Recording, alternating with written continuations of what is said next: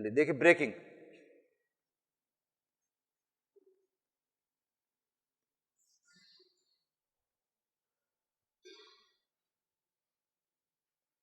Breaking में 3 तरह के होते हैं। पहला होता है rheostatic braking, and by the way this means electrical braking. Electrical braking, rheostatic breaking,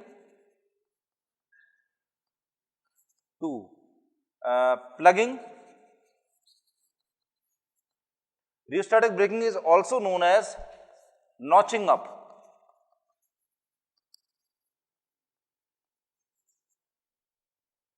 Then plugging, or third is regenerative braking.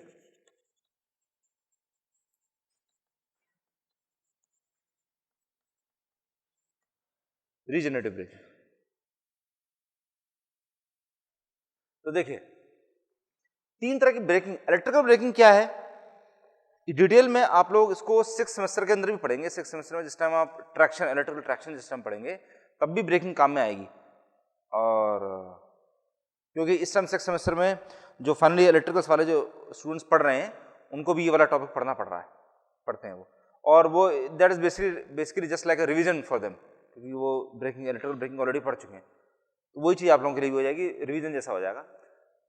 रियोस्टैटिक breaking, plugging और रीजनरेटिव ब्रेकिंग, ये तीनों इलेक्ट्रिकल ब्रेकिंग है। और इलेक्ट्रिकल ब्रेकिंग की जरूरत क्या पड़ती है, फॉर एग्जाम्पल ट्रेन्स हो गई, ट्रेन्स, लोकोमोटिव्स, तो इसमें आप खाली पहिए के ऊपर जो वो ब्रेक पैड जो लगे होते हैं, सब लोगों ने लगे हुए देखे हुए हैं, तो जब ब्रेक लगाना होता है खाली अगर आपने ब्रेक पैड लगा दिए तो ट्रेन रुकने में इतना ज़्यादा टाइम लगाएगी कि एक स्टेशन पे आपने रोकना शुरू किया दूसरे स्टेशन पे जाकर रुक पाएगी।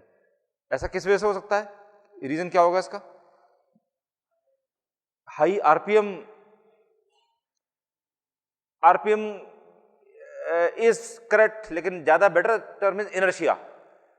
ट्रेन का वेट इतना ज्यादा है, जो उसका इंजन जो होता है that itself is 600 ton, 600-800 ton का तो खाली इंजन होता है, और बची हुई ट्रेन में आप इमेजिन कर सकते हैं कि उसका कितना वेट होता होगा। तो इतनी हैवी वेट ट्रेन जो है वो अगर चलती जा रही है तो उसका इनर्शिया बहुत ज्यादा हो जाता है। इनर्शिया का मतलब क्या है, आप अगर ब्रेक बहुत फुल कैपेसिटी में लगा दें, पहिए रुक भी जाएंगे, पहिए ने मान लो घूमना बंद भी कर दिया, then again even then train will keep on skidding. वैसे भी लोहे के पहिए हैं, लोहे का ट्रैक है, तो उसके ऊपर ज्यादा कोएफिशिएंट ऑफ एडेशन जो है, चिपकने वाला जो है फ्रिक्शन, वो वैसे बहुत कम है, तो उसके रुकने के चांसेस वैसे बड़े कम होते हैं। वो लोहे के पहिए जो ट्रैक के ऊपर खिसकते चले जाएंगे and the train will keep on skidding for a very long distance. अगर आपने इमीडिएटली बहुत तेजी से आपने रोक दिया और वो पहिए रुक भी गए तो प्रॉब्लम हमारे सामने ये है कि अगर ट्रेन को रोकना है इफेक्टिवली तो ट्रेन को कैसे रोका जाए कि ट्रेन स्किड भी ना करे और ट्रेन इसके बावजूद ट्रेन रुक जाए। That is where electrical braking comes in. सबसे ज्यादा इफेक्टिव तरीका होता है मैकेनिकल ब्रेकिंग के अलावा आप इलेक्ट्रिकल ब्रेकिंग भी जब सिस्टम एम्प्लॉय करते हैं तब जाकर ट्रेन की ब्रेकिंग एफिशिएंसी बहुत ज्यादा बढ़ जाती है। तो उसमें आपको क्या करना होता है कि इलेक्ट्रिकल मोटर है, रियोस्टैटिक ब्रेकिंग से पहले मैं आपको प्लगिंग समझाता हूं, सबसे ज्यादा आसानी से प्लगिंग आपके समझ में आएगी, और प्लगिंग सबसे ज्यादा इफेक्टिव तरीका भी है प्लेन्स पे, सबसे ज्यादा इफेक्टिव तरीका यही है प्लगिंग। प्लगिंग क्या है, देखिए अगर डीसी मोटर का डायरेक्शन ऑफ रोटेशन आपको चेंज करना हो तो आप क्या करेंगे? सप्लाई के जो टर्मिनल्स हैं, सप्लाई के टर्मिनल्स अगर उल्टे कर दिए जाएं तो डायरेक्शन ऑफ रोटेशन चेंज हो जाएगा कि नहीं होगा? हो जाएगा। प्रूफ देख लेते हैं। North pole south pole, north pole south pole क्यों है? क्योंकि जो आपने इसको इलेक्ट्रोमैग्नेट जो बनाया हुआ है, इसकी सप्लाई का पॉजिटिव टर्मिनल इस तरफ है, नेगेटिव टर्मिनल इस तरफ है, इसीलिए ये नॉर्थ बना है, ये साउथ बना है। अगर इसके टर्मिनल्स उल्टे कर दिए जाए तो साउथ यहां बन जाएगा, नॉर्थ यहां बन जाएगा। इलेक्ट्रोमैग्नेट्स के बारे में आप ये वाली चीज जानते हैं। अच्छा, मोटर है तो मोटर में आप ये, मैं सिंगल कॉइल बना रहा हूं, सिंगल कॉइल, इसके अंदर शंट मोटर है तो आप इसके अंदर शंट मोटर में मतलब इसमें भी सप्लाई दे रहे हैं, तो आपने एक सप्लाई लेकर के इसके अंदर दे दी और इसमें से लेकर के दूसरी सप्लाई इसमें लाकर जोड़ दी।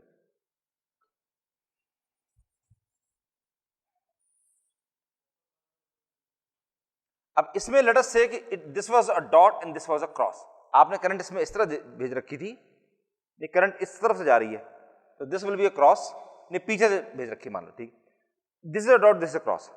अब अगर ये डॉट है, ये क्रॉस है, ये नॉर्थ है, ये साउथ है, तो इसका डायरेक्शन ऑफ रोटेशन कैसा रहेगा, क्लॉकवाइज की anti clockwise? Anti clockwise. Left hand rule लगेगा कि right hand rule? Left hand rule, motor के लिए लेफ्ट हैंड रूल लगता है, तो लेफ्ट हैंड में नॉर्थ की तरफ पाम अपनी हाथ रख करके साउथ की तरफ फर्स्ट फिंगर कर दिए। अब सेंट्रल फिंगर से जिस तरफ डॉट लगा हुआ है, अगर डॉट बाहर की तरफ आ रहा है तो सेंट्रल फिंगर बाहर की तरफ कर दें, अगर क्रॉस लगा हुआ है तो सेंट्रल फिंगर अंदर की तरफ हो जाएगी। तो इसमें डॉट बाहर की तरफ लगा हुआ है, इसका मतलब नॉर्थ साउथ उस तरफ रहेगा, सेंट्रल फिंगर बाहर की तरफ आ रही है, तो इसका जो डायरेक्शन ऑफ रोटेशन इसका है ऊपर की तरफ जा रहा है और इस वाले का ऑब्वियसली नीचे की तरफ जा रहा होगा। तो this is moving like this, direction कौन सा हो गया? क्लॉकवाइज। तो क्लॉकवाइज डायरेक्शन के अंदर घूम रहा है। अब मान लीजिए मैं इसको अगर उल्टे कर देता हूं, इसके टर्मिनल्स, सप्लाई के टर्मिनल्स मैंने उल्टे कर दिए, तो नेगेटिव ये हो गया, पॉजिटिव ये हो गया। प्लीज रिमेंबर कि इसकी वजह से ये साउथ और ये नॉर्थ तो हो जाएगा, लेकिन इसके साथ साथ ये वाला डॉट हो जाएगा, ये वाला क्रॉस हो जाएगा। अब ये बताइए कि अब डायरेक्शन ऑफ रोटेशन इसका चेंज होगा कि क्या हो जाएगा? श्योर, सब लोगों को पक्का है कि ये सेम रहेगा? लेफ्ट हैंड रूल अप्लाई करके चेक करके देख लीजिए कि ये अभी भी सेम रहेगा कि उल्टा हो जाएगा।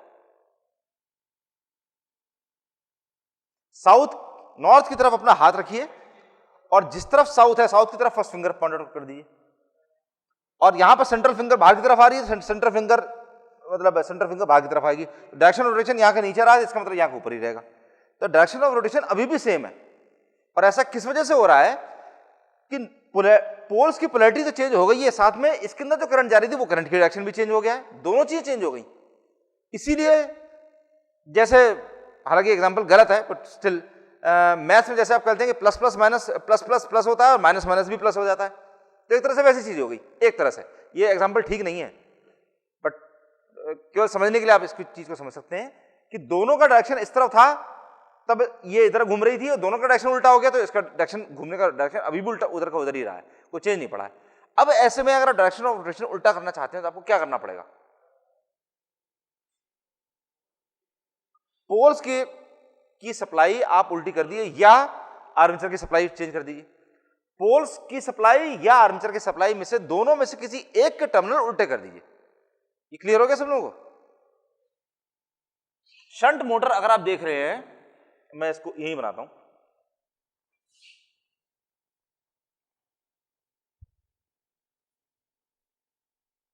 ये मान लीजिए शंट मोटर है, यहां पे आपने पॉजिटिव, यहां पे नेगेटिव सप्लाई दे रखी थी।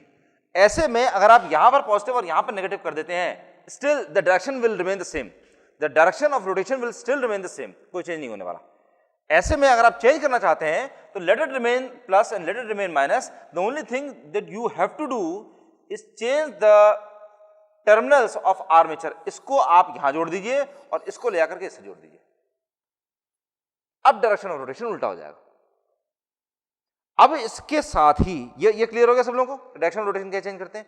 अब ये वाली चीज बताइए कि मान लीजिए जिस टाइम मोटर के कनेक्शन इस तरफ थे, ये इधर कनेक्टेड था, ये इस तरफ कनेक्टेड था, मोटर नॉर्मल स्पीड पर रन कर रही थी, नॉर्मल स्पीड पर रन कर रही थी, इट वाज रनिंग एट से 1200 आरपीएम और 1300 RPM.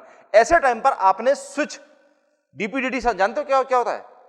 Double pole double throw, इधर के बजाय उधर कर दिया, स्विच आपने इधर से खोल के उधर फिट कर दिया, और जो दूसरी तरफ जो फिट करा उसकी वजह से क्या हुआ, इसके कनेक्शन उल्टे हो गए। अब ऐसे में क्या होगा?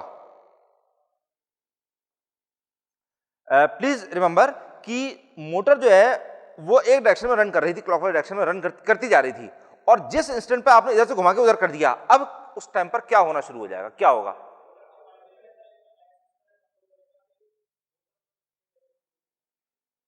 दैट्स ट्रू, ये वाली बात बिल्कुल सही है, लेकिन अभी मैं प्रॉब्लम से ज्यादा फायदे की बात कर रहा हूं। सबसे पहली चीज आपको देखेंगे क्या, करंट की वैल्यू बढ़ जाएगी डेफिनेटली, ये वाली बात ऑब्जर्वेशन बिल्कुल सही बात है, करंट की वैल्यू बहुत ज्यादा बढ़ जाएगी। लेकिन और क्या होने वाला है? सबसे पहले direction of rotation, direction of rotation क्या एकदम से चेंज हो जाएगा? ऐसा है कि 1500 आरपीएम पर गाड़ी इधर घूम रही हो और एक झटके में 1500 आरपीएम पर इधर घूमना शुरू कर दे, ऐसा तो नहीं हो सकता। तो क्या होगा? पहले उसकी स्पीड कम होनी शुरू हो जाएगी, स्पीड कम होते होते जीरो पे हो जाएगी, जीरो हो जाएगी। और जीरो पर भी अगर आपने उसका डायरेक्शन मतलब सप्लाई अगर हटाई नहीं तो उल्टे डायरेक्शन में घूमना शुरू कर देगी। और ऐसा किस वजह से हो रहा है कि बिल्कुल वैसी बात है कि ट्रेन जा रही थी इधर और आपने मोटर का डायरेक्शन उल्टा कर दिया, तो वो बेसिकली उसको ब्रेकिंग की तरह से वर्क कर रहा है, ब्रेक उसने लगाना शुरू कर दिया, ये चीज है। तो ब्रेकिंग नहीं है, this is basically the direction of torque is reversed. Torque, वो टॉर्क जो ट्रेन को आगे की तरफ धक्का दे रही थी, वो टॉर्क अब उल्टी तरफ धक्का लगाना शुरू कर दिया। तो इसकी वजह से फर्क क्या पड़ रहा है कि ट्रेन जो इस तरफ भागना चाह रही थी अब उसके ऊपर आपने इस तरफ धक्का लगाना शुरू कर दिया। तो सबसे पहला काम जो ट्रेन करेगी वही काम करेगी, ट्रेन रुक जाएगी, उसकी स्पीड बड़े मतलब हाईली एफिशिएंट तरीके से उसकी स्पीड कम होनी शुरू हो जाएगी, वेरी इफेक्टिव तरीके से उसकी स्पीड कम होनी शुरू हो जाएगी और कम होते होते जीरो हो जाएगी, पहले जीरो होगी। और उसके बावजूद मतलब अगर आपने डायरेक्शन ऑफ रोटेशन वही का वही रखा, जो सप्लाई आपने चेंज कर दी थी वही रखे रहे, तो पहले तो रुक जाएगी और फिर उल्टे डायरेक्शन में घूमना शुरू कर देगी। ठीक, तो डायरेक्शन ऑफ रोटेशन जो है मोटर का जब उल्टा हो जाएगा तो ट्रेन पहले तो रुक जाएगी अपनी जगह पे, फिर ट्रेन पीछे चलना शुरू कर देगी, ये चीज है।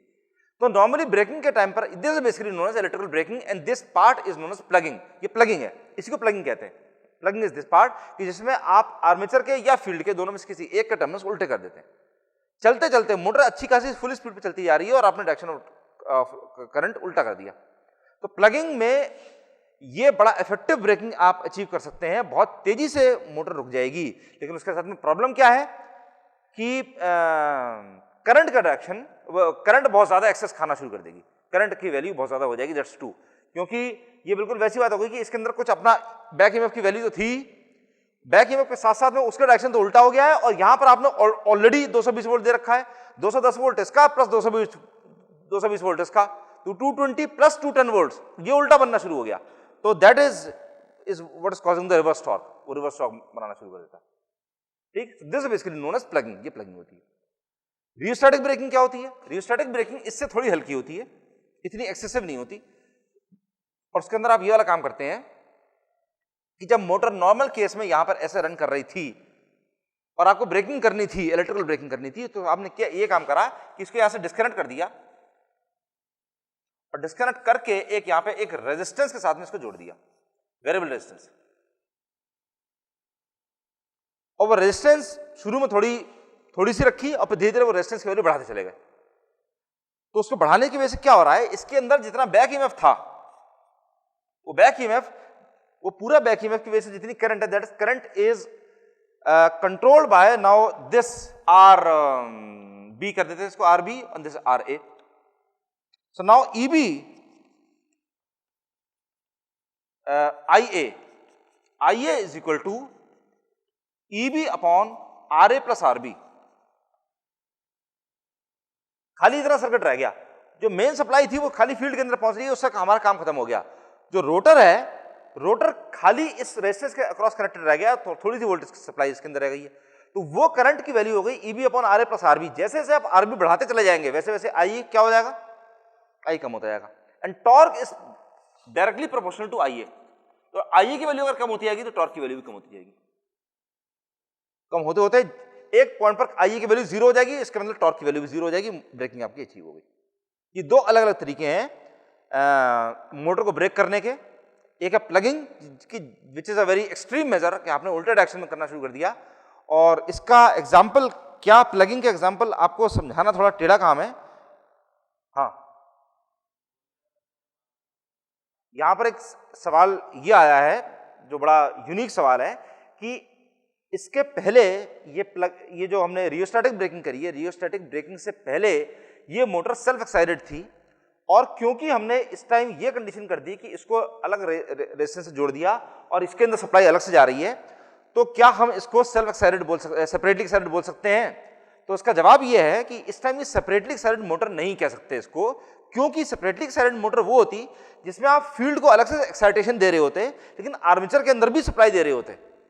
आर्मेचर के अंदर भी सप्लाई देना जरूरी है भाई, आर्मेचर के अंदर भी तो सप्लाई देनी पड़ेगी। मोटर वो होती है जिसमें फील्ड में भी सप्लाई देनी होती है और आर्मेचर में भी सप्लाई देनी होती है। जनरेटर वो होता है जिसमें खाली फील्ड में सप्लाई देनी होती है। और रोटर के अंदर, आर्मेचर के अंदर आप क्या करते हैं, मैकेनिकल एनर्जी देते हैं।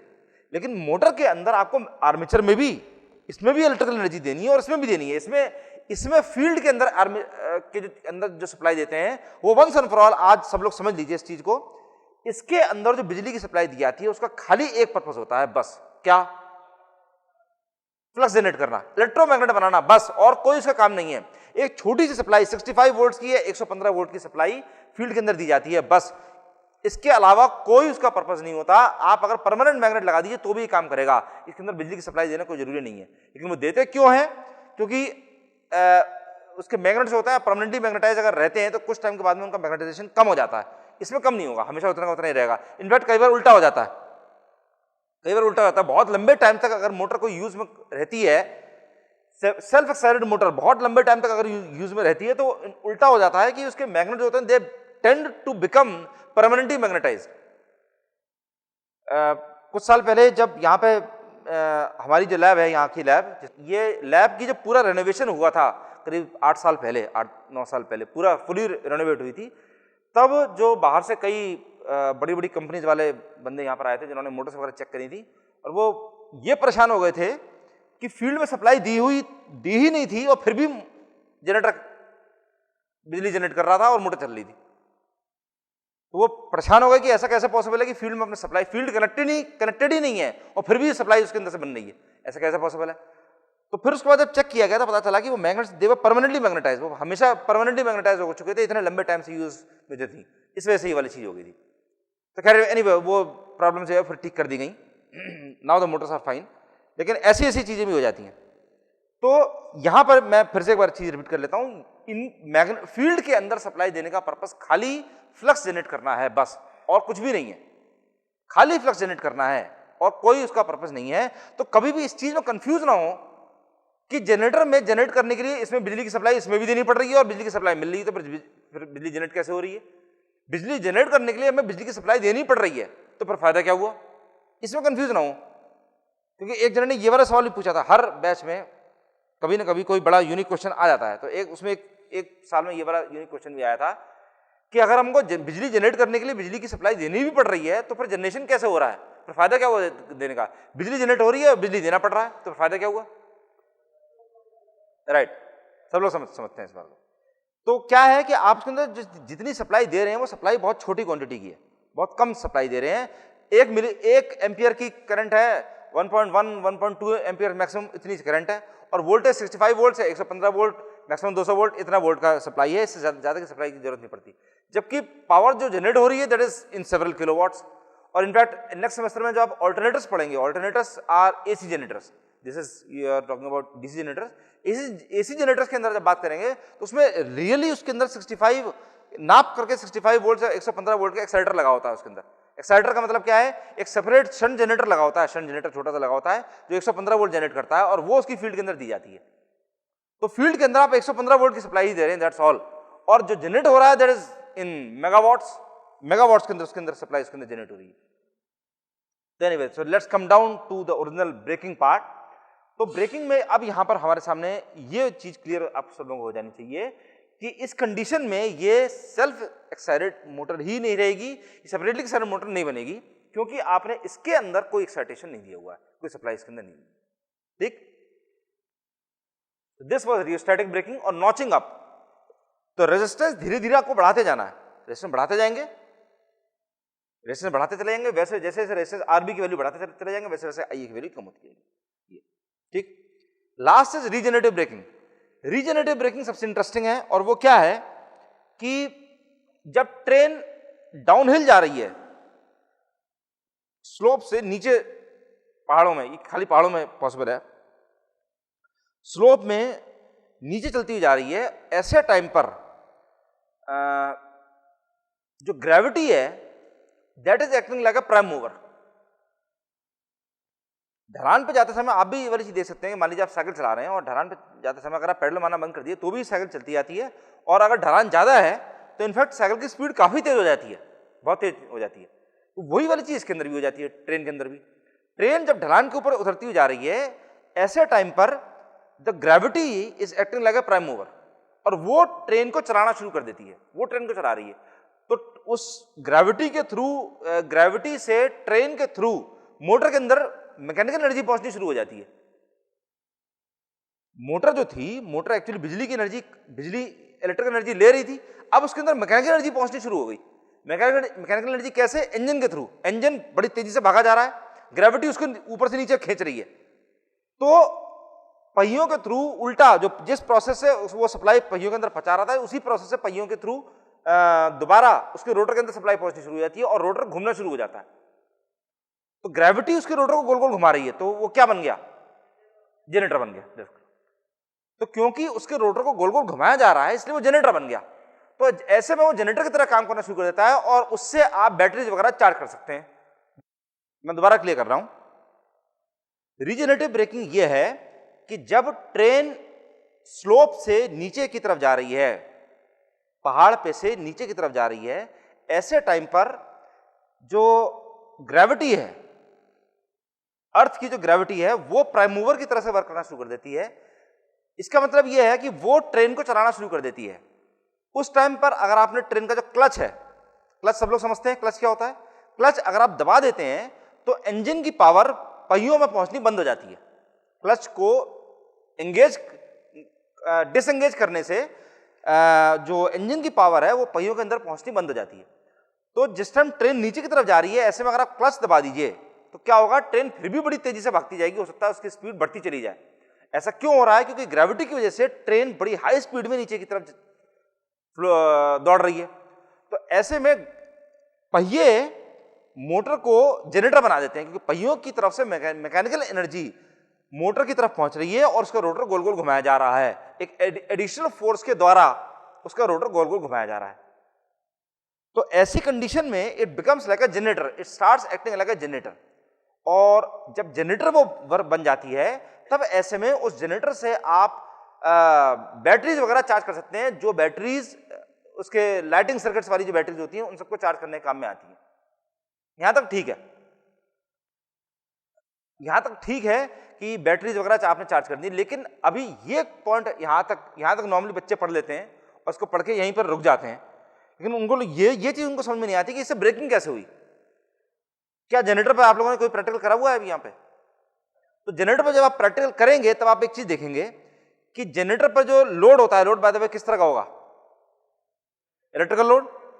जब आप उस पर इलेक्ट्रिकल लोड डालेंगे तो जैसे जैसे उस पर लोड बढ़ाते जाएंगे, वैसे वैसे उसकी स्पीड कम होती जाएगी। और उसकी स्पीड कम क्यों होती है? क्योंकि देखो, जब आप उस पर इलेक्ट्रिकल लोड ज्यादा डालेंगे तो वो जनरेटर से ज्यादा पावर इनपुट चाहेगा। वो ये चाहेगा कि जनरेटर से ज्यादा पावर उसको मिले, क्योंकि आपने लोड ज्यादा बढ़ा दिया है। जब लोड उस पर ज्यादा आ जाएगा तो आप ये भी चाहेंगे कि वो जनरेटर में से ज्यादा पावर ले। अब जनरेटर में से जितनी पावर उसके अंदर दी जा रही थी, दैट वाज कांस्टेंट। वो पावर कहां से आ रही थी? प्राइम मूवर से। प्राइम मूवर यानी कि वो मशीन जो जनरेटर को गोल गोल घुमा रही है, वो उसमें से पावर दी जा रही थी। That was the energy. Power के बजाय एनर्जी कहा जाए, एनर्जी उसमें से आ रही थी। अब ये अगर ज्यादा एनर्जी चाह रहा है तो ज्यादा एनर्जी उसमें से मिल नहीं सकती, तो रिजल्टेंट क्या होता है कि वो लॉस की तरह से उसकी स्पीड कम करनी शुरू कर देता है। प्राइम मूवर की जो स्पीड है उसकी स्पीड कम कर देता है, तभी वो उसको बैलेंस कर पाता है। इस तरह से उसका बैलेंसिंग हो जाती है। मैकेनिकल जो एनर्जी कन्वर्जन है, उसकी बैलेंसिंग तभी पॉसिबल ये वाली चीज हो पाती है कि वो उसकी स्पीड को कम करना शुरू कर देता है। तो this is a kind of braking. तो this is known as regenerative braking. आपने मोटर को जनरेटर बना दिया, जनरेटर से आपने बिजली की चीजें चार्ज करनी शुरू कर दी, और उस प्रोसेस में क्योंकि आपने उस पर लोड बहुत ज्यादा डाल रखा है, इसीलिए वो मोटर को ब्रेक करना शुरू कर देता है, मतलब अपने आप को ब्रेक करना शुरू कर देता है। और एज अ रिजल्ट ट्रेन की जो स्पीड है, जो ग्रेविटी बड़ी तेजी से भगाई ले जा रही थी, ट्रेन की स्पीड कम होनी शुरू हो जाएगी। तो ट्रेन की स्पीड भी कंट्रोल हो गई और इसके साथ साथ जो आपकी बैटरी थी वो बैटरी भी चार्ज हो गई। ये दो चीजें एक साथ हो गई। एंड दिस इज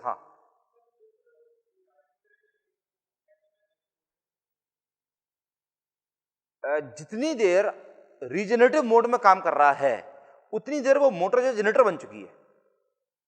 मोटर देखो, मोटर के अंदर क्या हो रहा है? मोटर वो चीज होती है जिसमें इलेक्ट्रिकल एनर्जी इनपुट जा रहा है और मैकेनिकल एनर्जी आउटपुट आ रहा है।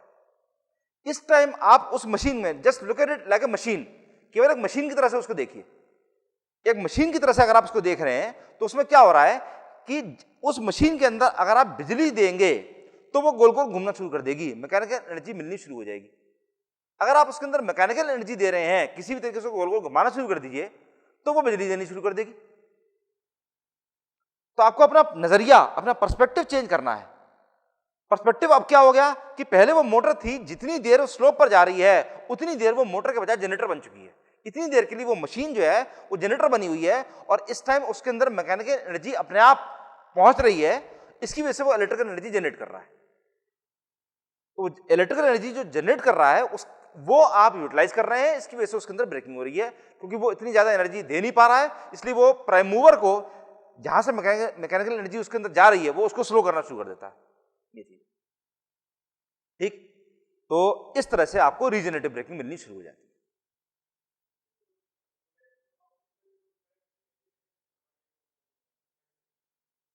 प्लगिंग में अच्छा देखो, एक प्रॉब्लम जो हमारे सामने आई है वो ये है कि जब पोलैरिटीज उल्टी कर देंगे तब ऐसी कंडीशन में इसकी करंट की वैल्यू बढ़ कैसे जाएगी। तो वो चीज देखिए,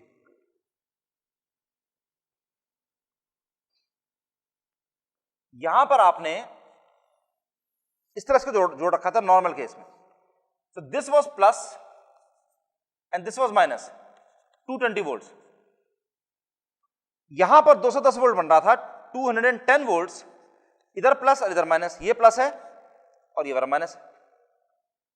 तो इधर से 220 वोल्ट्स आया, इधर से 210 वोल्ट्स आया, तो इनका डिफरेंस दो ऑपोजिट डायरेक्शन से आ रहे हैं। 220 वोल्ट इधर से आया, 210 वोल्ट इधर से आया। अगर 220 इधर से होता, 210 भी इधर ही होता, दोनों एक ही तरफ होते, दोनों ऐड हो गए होते, लेकिन दोनों ऑपोजिट डायरेक्शन से आ रहे हैं। तो नतीजा क्या हुआ, इन दोनों का जो डिफरेंस है दैट इज 10 वोल्ट, वो 10 वोल्ट इसके क्रॉस आ जाता है, कहीं ना कहीं तो जाएगा, तो यहां पे आ जाता है। लेकिन जिस टाइम आपने चलते चलते पे, माइंड यू, चलते चलते जिस टाइम रन कर रही थी, उस टाइम आपने इसका जो डायरेक्शन ऑफ रोटेशन था, वो इसका जो पोलैरिटी थी वो आपने उल्टी कर दी। अब क्या हो रहा है ये देखिए, ये जो माइनस वाला पार्ट है वो माइनस वाला प्लस से जाकर जुड़ गया, और ये प्लस वाला जो पार्ट था प्लस वाला माइनस से जाकर जुड़ गया। तो अब क्या हुआ, दिस बिकम्स 220 प्लस 210 वोल्ट्स, क्योंकि वो बैक ईएमएफ, रोटर जब तक एक डायरेक्शन में घूम रहा है, बैक ईएमएफ उधर ही डेवलप हो रहा है। बैक ईएमएफ का डायरेक्शन वही रहेगा, जिस तरफ जा रहा था रोटर, घूम रहा था। रोटर अगर इधर घूम रहा है तो बैक ईएमएफ का डायरेक्शन इधर ही है, उसका भी सप्लाई से कोई मतलब नहीं है। बैक ईएमएफ डेवलप किस वजह से होता है, कल के क्लास में हमने बड़े डिटेल में ये वाली चीज डिस्कस करी थी कि बैक ईएमएफ किसकी वजह से जनरेट हो रहा है, रोटर की वजह से, एन की वजह से। भाई बैक ईएमएफ जो जनरेट हो रहा है, EB is proportional to phi N. EB जो जनरेशन हो रहा है, ईबी जो बन रहा है, EB is only because of N, speed N की वजह से जनरेट हो रहा है। तो अब इसका डायरेक्शन, इसका पोलैरिटी आपने उल्टी कर दी, तो so this becomes 220 plus 210 volts, तो 430 वोल्ट हो गया। 430 वोल्ट्स इस आरए रेजिस्टेंस के अक्रॉस यहां पर आ जाता है। इस तरह से करंट की वैल्यू बहुत ज्यादा बढ़ जाएगी। आर्मेचर के अंदर जब जिस समय आप प्लगिंग करते हैं तो उस time you employ some additional resistance also, कोई एडिशनल रेजिस्टेंस के साथ में लगा के रखते हैं in order to prevent over excessive current, उसके एक एडिशनल रेजिस्टेंस लगा के रखते हैं। ऑफ कोर्स उसमें आपको ब्रेकिंग में थोड़ा सा लॉस हो जाता है, लेकिन अगर आपका आर्मेचर इतना कैपेबल है कि वो इतनी हैवी ड्यूटी करंट ले सके, तब आपको इफेक्टिव ब्रेकिंग बहुत ज्यादा इफेक्टिव मिलती है और आपको एडिशनल रेजिस्टेंस लगाने की जरूरत नहीं है। Depends upon the current rating of the motor. Current rating अगर उसकी बहुत ज्यादा है तो आप ये वाला काम कर सकते हैं, नहीं तो नहीं कर सकते।